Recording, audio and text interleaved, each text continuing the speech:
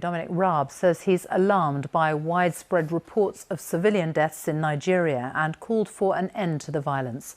The human rights group Amnesty International says it has received credible and disturbing evidence that Nigerian security forces shot and killed at least 12 people taking part in peaceful protests last night in the country's largest city, Lagos. For weeks now, there have been demonstrations against police brutality across Africa's most populous country. Protesters accuse the now disbanded Special Anti-Robbery Squad, or SARS, of torture. Nigeria's president has appealed for calm while the army has denied any involvement. An indefinite curfew has been imposed on several regions, including Lagos, from where our correspondent, Mayeni Jones, sent this report. A city in chaos. Across Lagos, buildings have been torched and sporadic clashes have erupted. This is what sparked the outcry.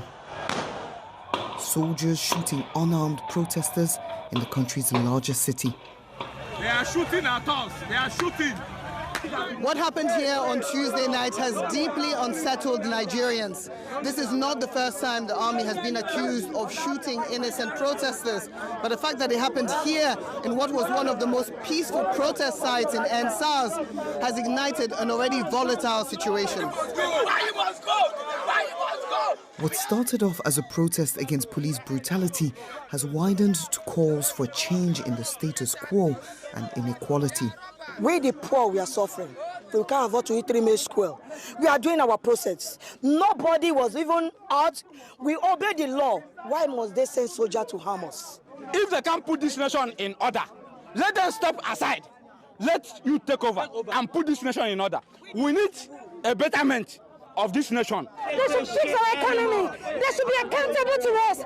We don't want police brutalizing or molesting citizens of Nigeria anymore. This is a protest that was born on social media. These are the bullets that were funded by our side. More than half of the country is under 24. Last night's events were broadcast online, and the EndSARS hashtag has galvanized support. I would say, Nigerian government, you guys are a shame to the world. For killing your own citizens, sending military to the street to kill unarmed protesters because they are protesting for their rights is uncalled for. Nigeria has been a dictatorship for almost half of its life as an independent nation.